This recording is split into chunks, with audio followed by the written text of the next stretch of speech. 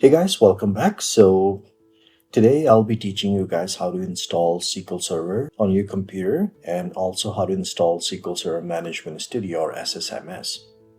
So what I'm gonna do first is I'm just gonna go to Google and then I'm gonna just search SQL Server, and then the first result you get from Microsoft, just go over there, and then here is giving you like different options. So you can either get like the one on the cloud or on premise, or you can get a free version. So we are actually looking to download a free version. So in the free version, you have two options. You have the developer version and the express version. And developer version is like a full featured free edition. It works on all environments except for like production environment. So like if you have like an actual production environment, you won't be able to use it. But then you also get like SQL Server agent job for like automation and everything. And this Express, it doesn't have some of those features. It has a smaller databases and it's lightweight, but it has like everything we need for learning SQL, and even I use it for like teaching SQL. So this should be good enough. And it's a free edition. Both of them are free. So what I'm going to do here is I'm just going to click on download now. And then I'm going to go to my downloads. It's just downloaded. And I'm going to install it now. And then I'm just going to do basic here in the options. Accept, none of us I know read it all. So just scroll down and accept.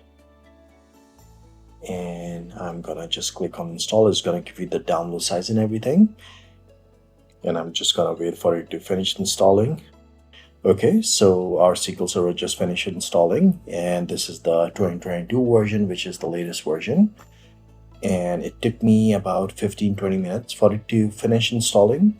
Okay, so once it completes installing, you have to download SQL Server Management Studio or SSMS, which is like an IDE or GUI where you can interact with the database system. Because SQL Server itself is just an RDBMS system, so it's the relational database management system that stores like all of your data, your tables and everything. But you need something to interact with it, and that's where you need an IDE or a GUI, where you can just connect to it and write a bunch of scripts and everything.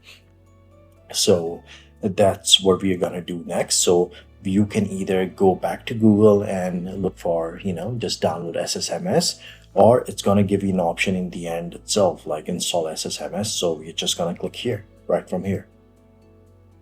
Okay, so once we click on it, it's gonna take us to this page. So you can either go from that link, or what you can do here is you can just Google download SSMS, enter, and again go to like the one of the first sites from Microsoft itself.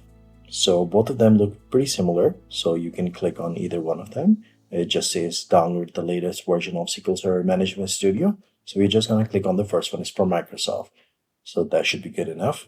And then here, let's scroll down, and it's gonna download this, which is the latest version of SQL Server Management Studio.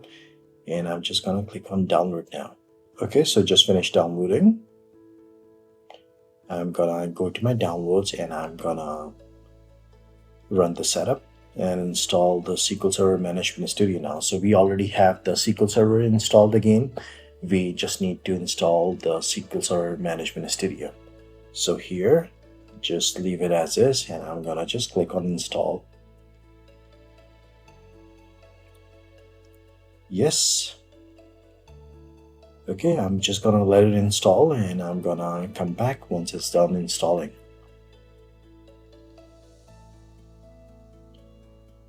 Okay, so it just finished installing. It took like 5 to 10 minutes, and now I'm gonna click on close.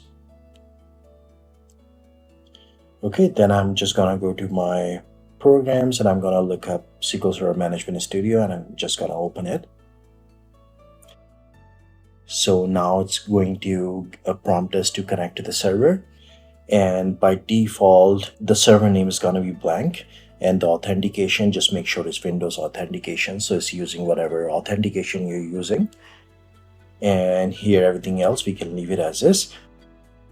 And here we have to provide the server name. So here a lot of people get errors here. So what you have to do here is first get your device or computer name. So I know mine already. I'm just gonna type it here. Okay, so this is my device name, and then you're gonna do backslash, and then you're gonna type, like if it's SQL Server, you're just gonna type SQL Server, and if it's like SQL Express, you're just gonna type SQL Express. And remember, we downloaded SQL Express, so I'm just gonna type it there.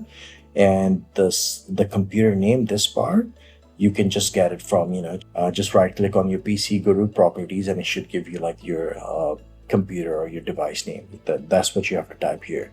And everything else, I'm just gonna leave it as is, and I'm gonna click on connect.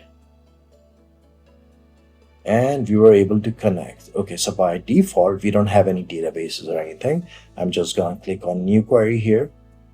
And here first, I'm just gonna create like a sample database. I'm just gonna say create database, the core samples. Okay, just remember to subscribe to this channel. Okay, and then I'm just gonna execute it now. And if I just go here and refresh it from here, it's gonna show me the new database we just created. But this database does not have anything, so I'm just gonna say use the code samples, and then I'm just gonna create a sample table. So I'm just gonna do like maybe ID of type int, and then maybe city of type like watch or Dan. That should be good. And then I'm just gonna insert into, and I'm just gonna call this table like test table, just test. And then I'm gonna insert into test. Let's just insert a couple of values. So I'm gonna just do 1, and then Dallas first, and then I'm gonna do 2, and then maybe Austin here. Okay, I'm just gonna create this table, and I'm gonna insert those 2 records. Okay, it says 2 rows affected. I'm just gonna select from this test table. So this is actually a table now in your database that we just created. So if I select from it now, I can see those records. Okay, hope you found this helpful. If you have any questions, let me know. And thank you for watching.